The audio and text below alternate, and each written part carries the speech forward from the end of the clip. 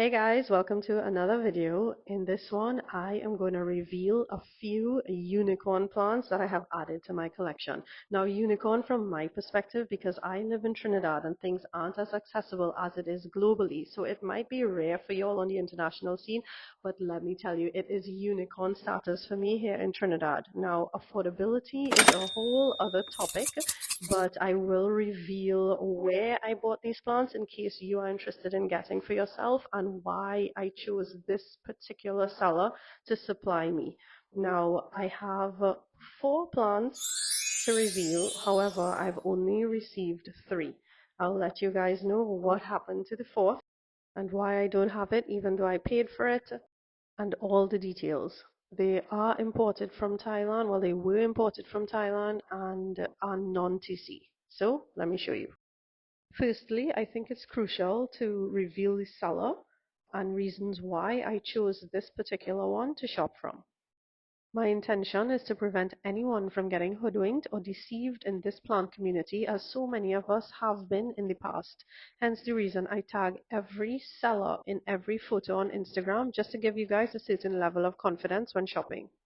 With that said, for all four plants that are going to be revealed, I got them all from SJ's Garden Haven. You can find more information on them in the description below. Let's get into why I chose to shop from them. And this all revolves around understanding the legitimacy of plants on the market today. Of course, if you're looking for the real deal, this does not come cheap. All the plants featured here are either in the hundreds or thousands of dollars price point. So if you're thinking about adding them to your collection as well, please hear what I have to say for the next few minutes. Okay, so once I've found out about availability and price, the first question that I ask after that is about parentage. For example, if I'm buying an anthurium hybrid and it's a seedling, I always ask to see the parent plants just so that I can manage my own expectations and really understand if the desirable traits that I was looking for in the first place in such hybrid can be a reality for me from purchasing this particular seedling. So I ask for photos or videos of the parent plants just to be safe. In other words, I don't take it for granted that the tag on the plant really means that it is that. So I dig a little deeper to ensure that what I'm dropping this coin on really is worth it. The last thing you want to know is that you dropped money on something that you did not want. And while we all know the return policy in this plant community does not exist, well, not at SG's, and I'll get into that later with respect to my experience anyway. Now, if it's a propagation I'm buying, for example, when you guys shop from me, I always send you pictures of the mother plant. Now, I really value this because it allows me to understand the potential of that propagation, just because I assume that the child would be just as good looking as the mother. The next thing that I ask for is evidence of new growth, whether it be a new leaf or new roots. This tells me that the plant has acclimated to at least Trinidad's environment, that is the countrywide conditions, and then it has acclimated well to a microclimate, which is the seller's environment. So there's a chance that the plant is not under as much stress as it would have been in during the import process and should be able to sustain itself in my environment.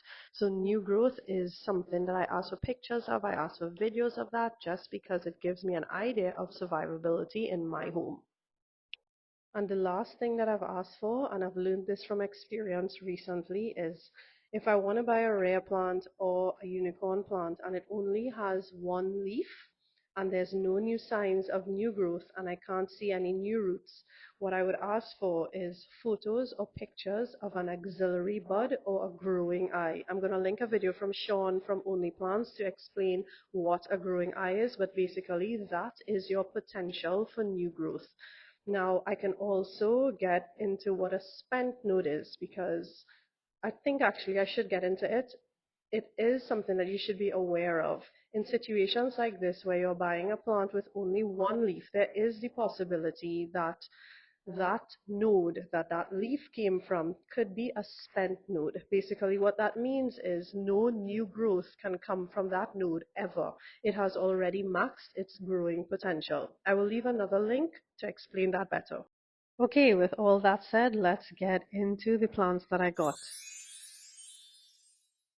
The first plant, if you haven't already guessed it, is the variegated Philodendron gloriosum. So if you watched my wish list video, I will put the link to it in the description. You would know that this was on it, and I had no idea that I would have gotten it this year.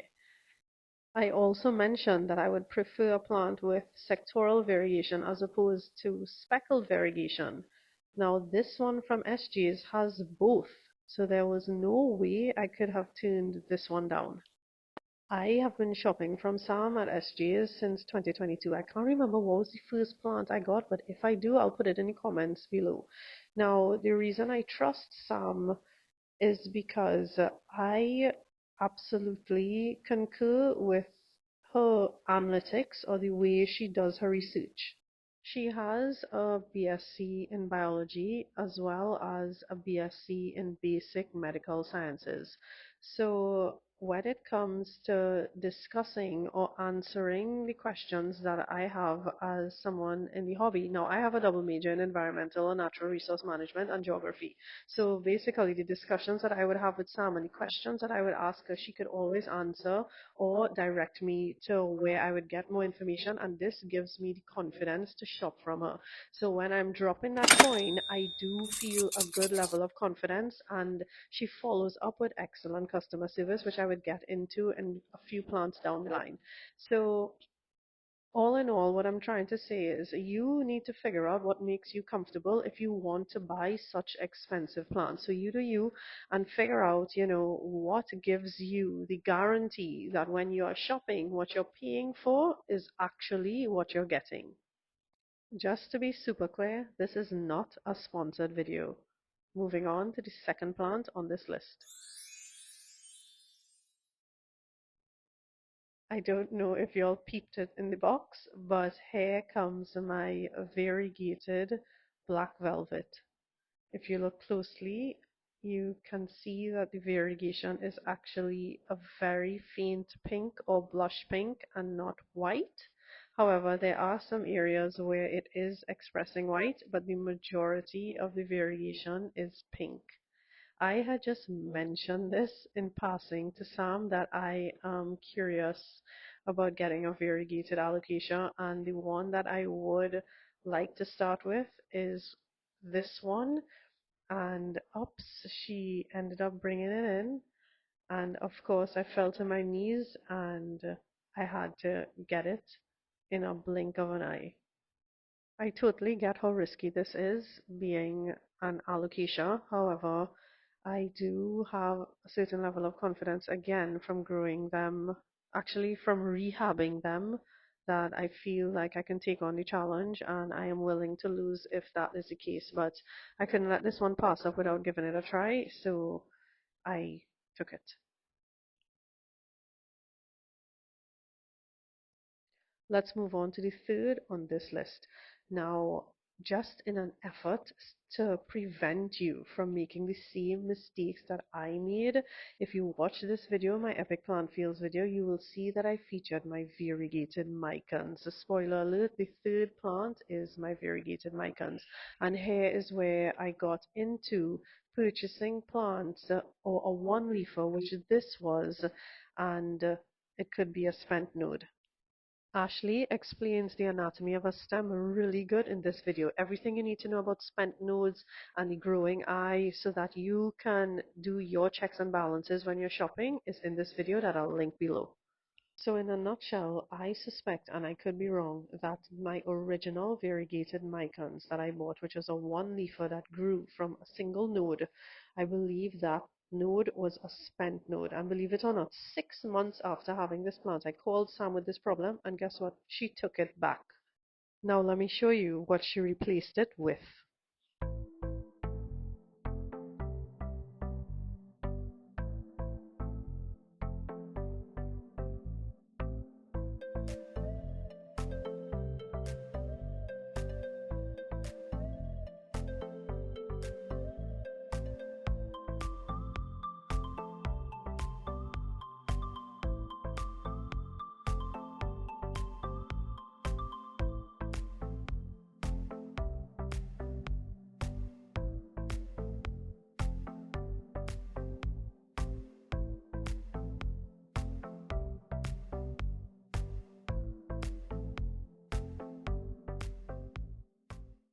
I cannot believe that this is the replacement. I am absolutely blown away. This just exceeded my expectations to say the least, and I am just beyond grateful that this is in my collection. In case you're wondering, my original Mycons, well, it dropped the large leaf that it came with, so it was down to a wet stick. Some did tell me that there were some rotted roots and part of the stem was rotted, but it has not perished. So she still has hope that it will come back, and I'm going to keep in touch with her and I will let you all know if, in fact, I was wrong and it wasn't a spent node or if it actually came back to life. She has been in this hobby for over 8 years, so I won't be surprised if she is able to wake this node up. Now let's get into my final plant on this list. It's my Anthurium King of Spades. Finally, I have the real deal in my collection. Well, not in my possession yet, because it is pushing a new leaf, and I was wary of it being delivered with that emerging, so I asked Sam to keep it for me until it emerges safely and wouldn't be at risk during transport. As soon as I get it, I will do a post on Instagram, and as usual, when I get new plants, I tend to do an updates video, so you'll be able to see it in that video. In the meanwhile, I am just anxiously waiting this one to arrive, and I know you guys would have seen me posted that I had a King of Spades already, but it turned out that that is actually a hybrid. I still am unsure of what the ID is, so I'm not too fussed about it because I really do genuinely love that plant as well. As I'm mentioning other plants, I have another import coming in January, so you can look out for another video then of new plants for 2025. I hope you got some valuable information from this video. If you did enjoy it, please remember to like, leave me a comment, and subscribe, and I'll see you guys in the next one.